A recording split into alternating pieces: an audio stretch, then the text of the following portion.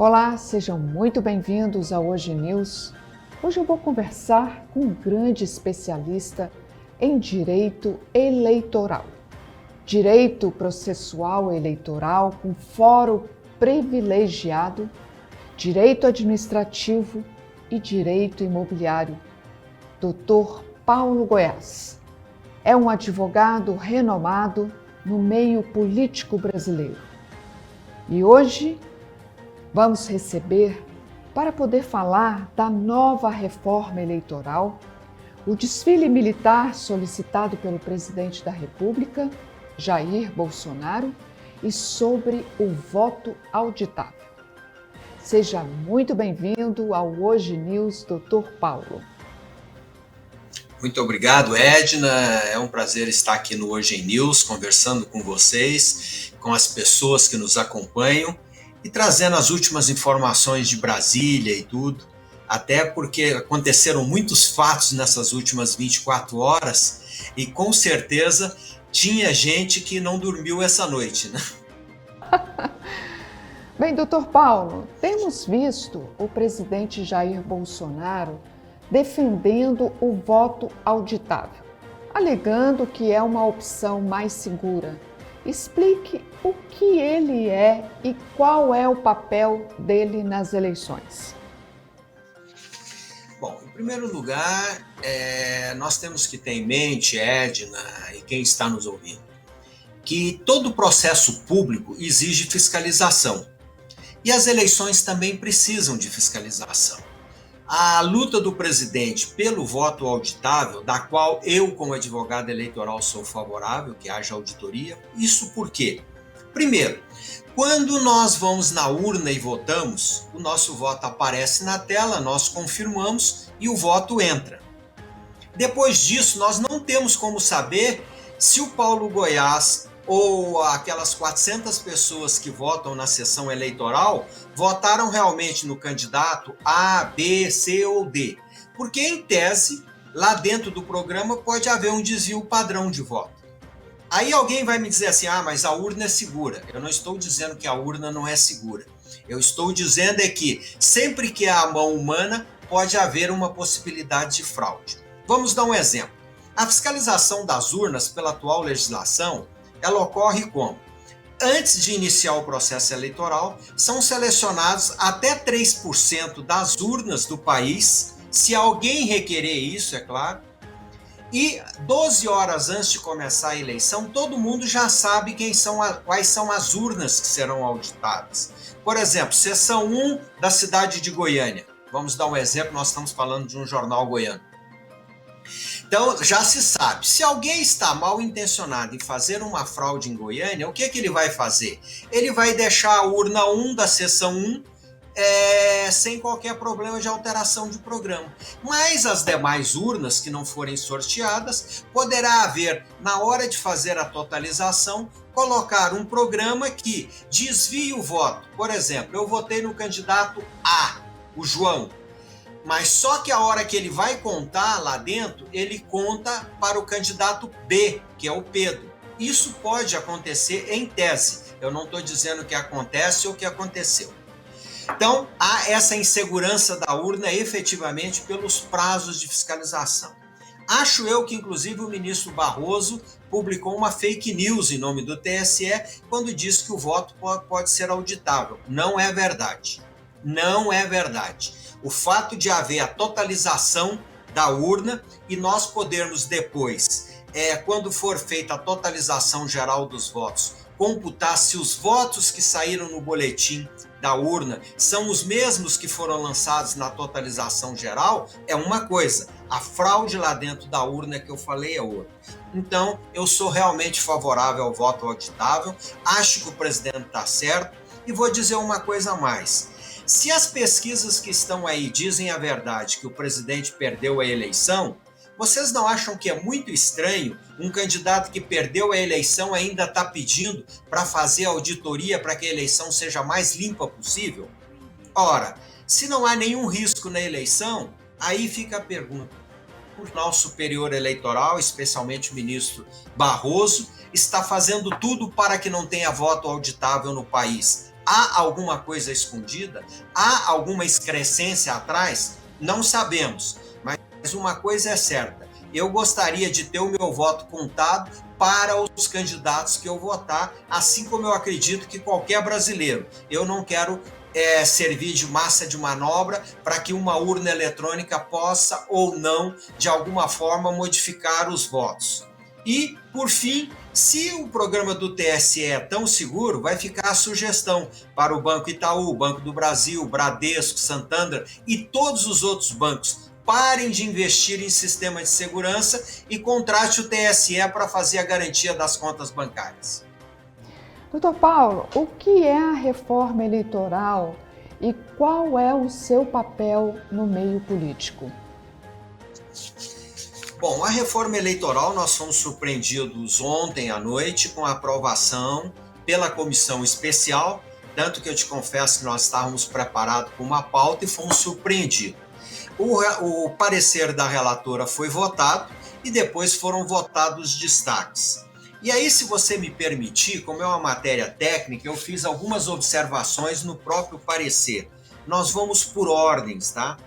O primeiro deles é o artigo 1º, que trouxe uma novidade. Ele altera o artigo 115 das disposições constitucionais transitórias e vai assegurar aos partidos que o voto das mulheres ou dos negros conte em dobro para fins de cálculo do fundo partidário. Mas veja, ou mulher ou negro. A falha para mim que ficou nesse sistema, não há uma definição do que seja negro. Lá não fala pardos. Não há uma definição do que seja brancos.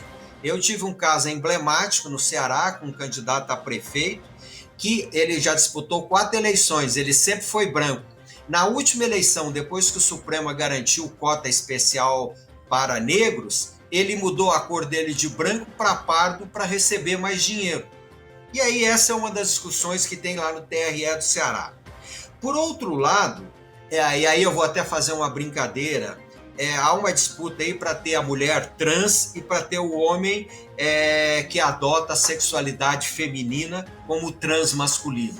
E aí eu me pergunto, esse voto da mulher trans vai contar como mulher ou vai contar como homem?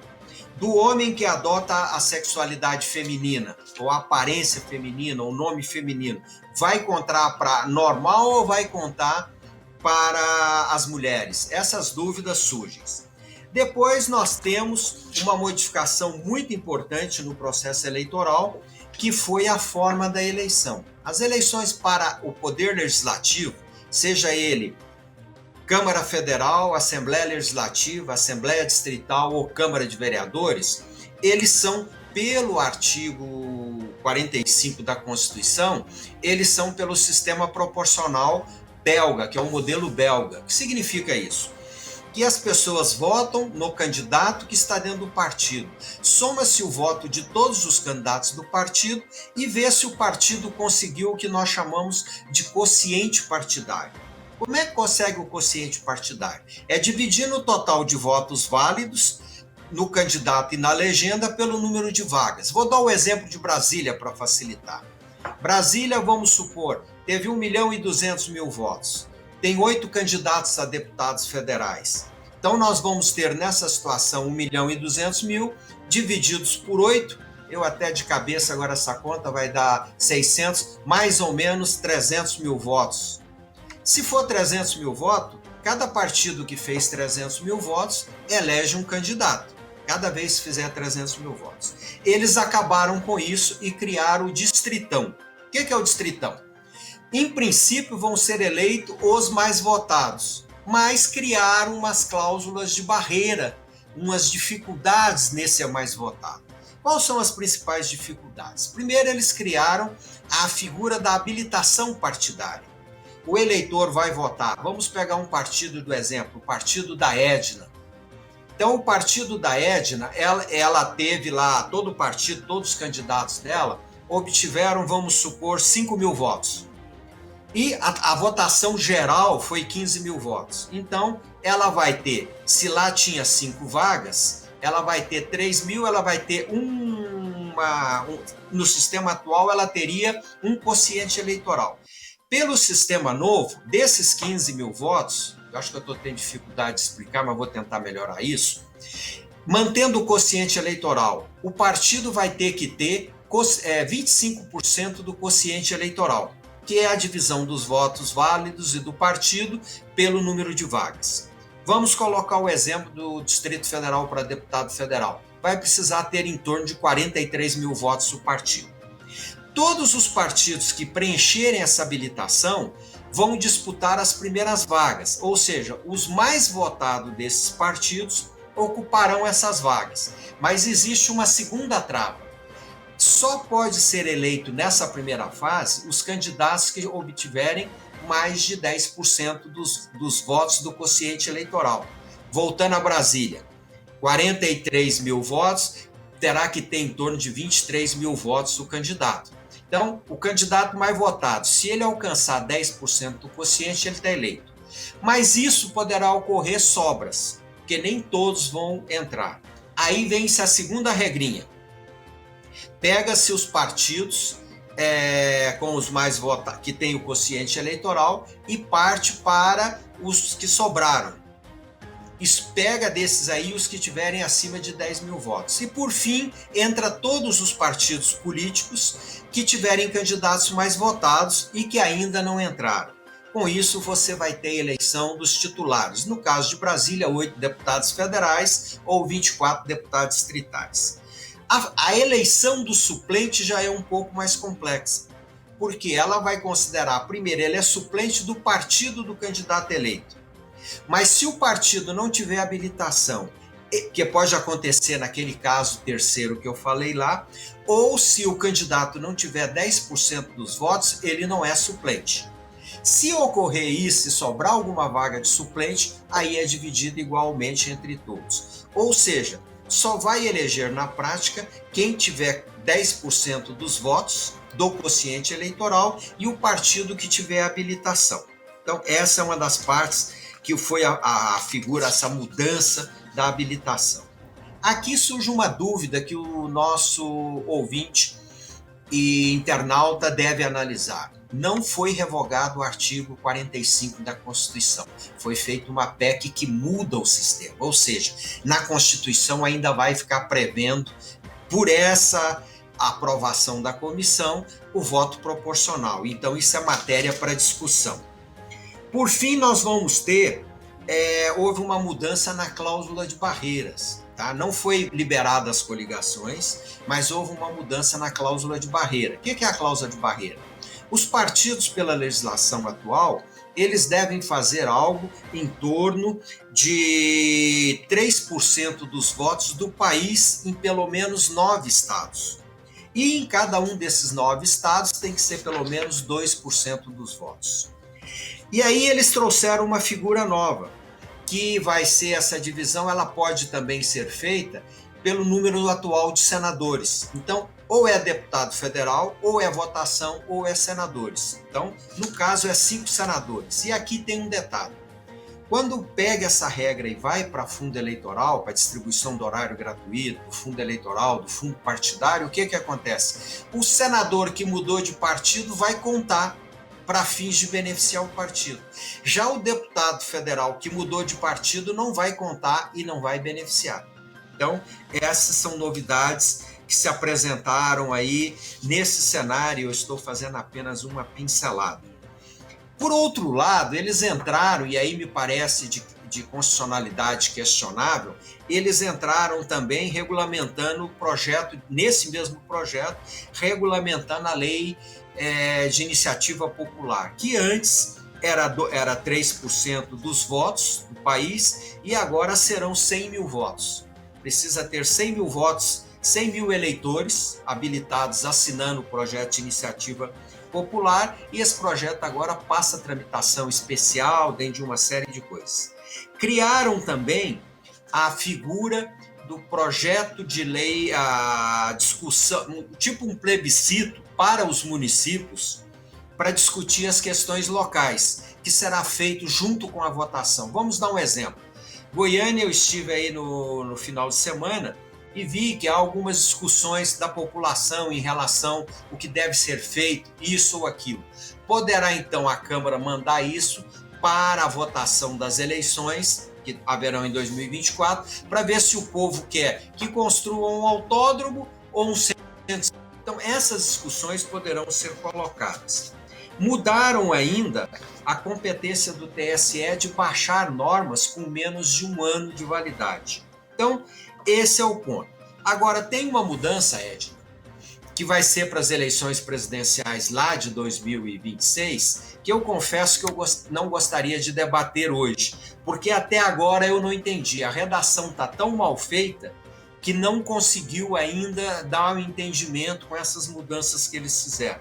Mas é mais ou menos o seguinte: o eleitor vai votar 5 vezes para presidente da República, em candidatos diferentes, ou seja, o preferencial, o segundo preferencial, terceiro, quarto e quinto. E aí acabará com o segundo turno e é feita uma fórmula. Na descrição dessa fórmula é que não está batendo e não é possível, por isso que eu também não vou me aprofundar muito nesse assunto. Tá? Agora, uma coisa que eu achei extremamente grave foi que mudaram também as fundações partidárias. Elas passam a poder proferir cursos regulares de nível de 1º grau, 2º grau, superior e pós-graduação, assim como pode fazer cursos técnicos profissionalizantes, e esses cursos serão de graça. Aparentemente é bonito, só que na prática é o quê? Estão pegando os 5 bilhões aprovados para o fundo eleitoral e fundo partidário e jogando para pagar professores de curso, ou seja, vai criar-se um novo cabide de emprego com dinheiro público. Doutor Paulo... E por fim, eu estava me esquecendo também, viu, Edna? Eles modificaram o artigo 17, parágrafo 1º da Constituição, que estabelece que os partidos políticos têm que ter caráter nacional. Eles revogaram isso. Significa que agora os partidos políticos não precisarão mais ter caráter nacional, e sim caráter regional. Doutor Paulo, com a aprovação do sistema distritão, o que ela vai trazer para a população? Bom, o problema da mudança é mais uma discussão de natureza política. Eu vou dar um exemplo que eu conheço bem de Brasília. Brasília, nós temos candidatos que foram o 12º, 13º mais votado e não se elegeram. E, no entanto, entraram candidatos que foram lá o 36, 37 da lista de votados. Em princípio, isso parece injusto. Me parece que esse tipo de injustiça vai ser sanada em grande parte. Então, a população vai ter deputados eleitos, efetivamente representantes. Eu vou te dar um exemplo do que significa isso. Na última eleição, o presidente Bolsonaro teve 57 milhões de votos.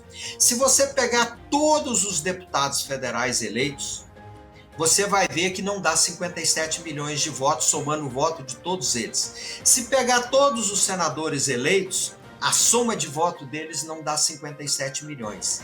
E aí, como é uma questão de representação popular, quem é que tem mais representação popular? O presidente da República, com 57 milhões de votos, ou a Câmara dos Deputados, com mais ou menos 30 milhões de votos, ou o Senado, com mais ou menos 40 milhões de votos? Qual dos três tem mais representação? Então, é importante que se busque uma forma para que a representação seja o mais legítimo possível e que a vontade da maioria expressa em urnas auditáveis e confiáveis seja válida para todos.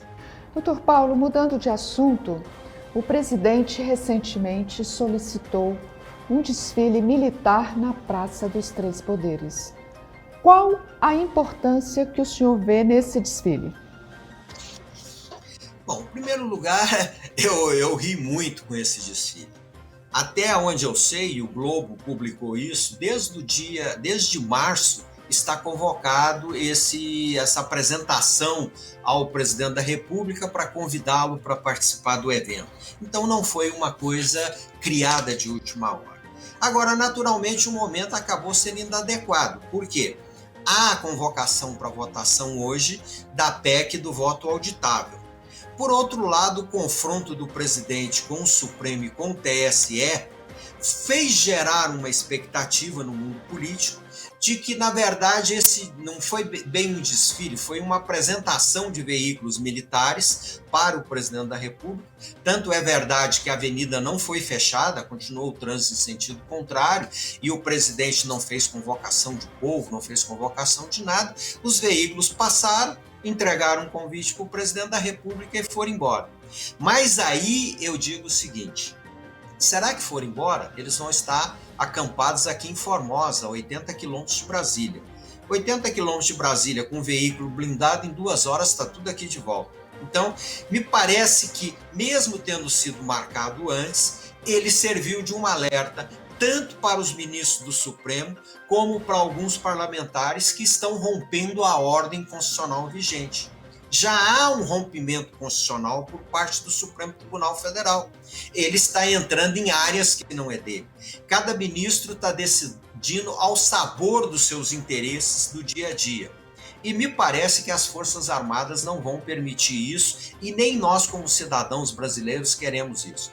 Nós queremos que haja um consenso entre os 3 poderes, que seja respeitada a Constituição ou convocada uma nova Constituinte, que seja respeitado o voto de cada eleitor e que o voto da maioria seja respeitado, coisa que hoje me parece que algumas pessoas não querem respeitar nem a Constituição e nem a vontade popular. O desfile foi calmo, foi sereno e todos acabaram ficando felizes. Dr. Paulo, muito obrigada pela sua participação no Hoje News. Até a próxima terça-feira.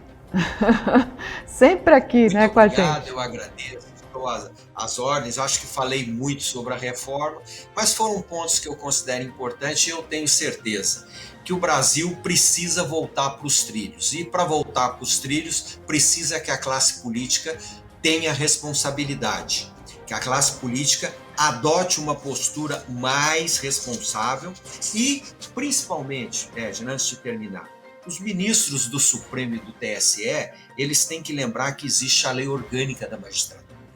E que lá no artigo 36, principalmente inciso 1º, diz o seguinte: são deveres do magistrado cumprir e fazer cumprir com independência, serenidade e exatidão as disposições legais e os atos de ofício. E no 7º, manter conduta irrepreensível na vida pública e particular. Então, me parece que se nós houvermos a obediência disso, com certeza o país ganha e todos nós ganhamos. Obrigada. Uma boa tarde para todos.